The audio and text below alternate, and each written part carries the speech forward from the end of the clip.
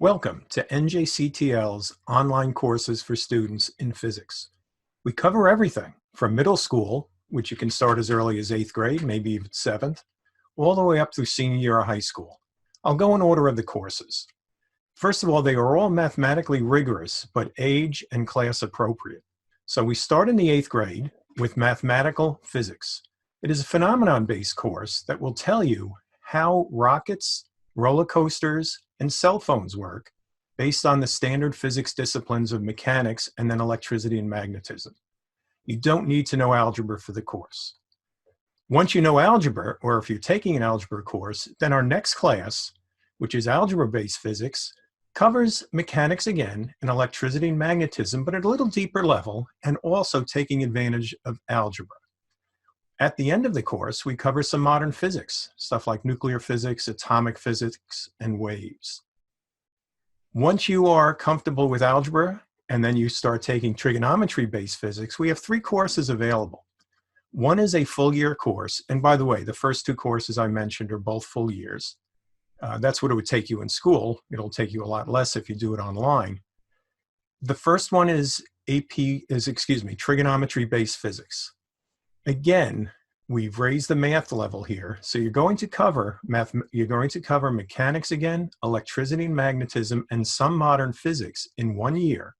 But you'll be able to do 2-dimensional problems.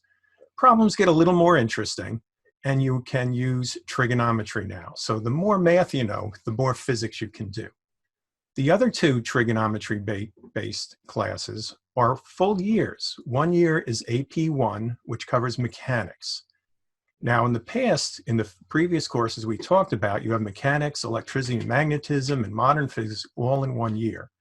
Now it's mostly focused on mechanics with a little bit of electricity at the end, and that will prepare you for the AP1 exam. AP2 is another full year course that covers electricity and magnetism, modern physics again, at a trigonometry-based level, and that will prepare you for the AP2 physics exam. Our crowning course is APC. APC physics is in 2 parts. The first is mechanics. So you see a thread here where we're just taking the same subjects from 8th grade all the way up to senior year, but the problems get more interesting and we can teach you more physics and the math gets more rigorous. This course requires calculus. And the second half of the year would be electricity and magnetism. Now there's so much in the course, we don't cover modern physics in this one. We are preparing you for the APC exam. So the problems are a little trickier, the physics is more interesting, and the math level is higher. So that's our sequence of courses. And if you're enrolled in these courses, how do we support you? All the content is available through videos. There are instructions, you listen to it, you see a presentation, it steps you through everything you need. And each segment has formative assessment questions to test your knowledge. At the end of it, you take something called mastery exercises, which summarizes everything you learned in the section. You get immediate feedback on this.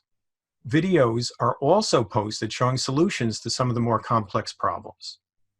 Other opportunities, other things that are available to you would be multiple choice mastery exercises, virtual labs, which include simulations, and then tests, including multiple choice and free response problems.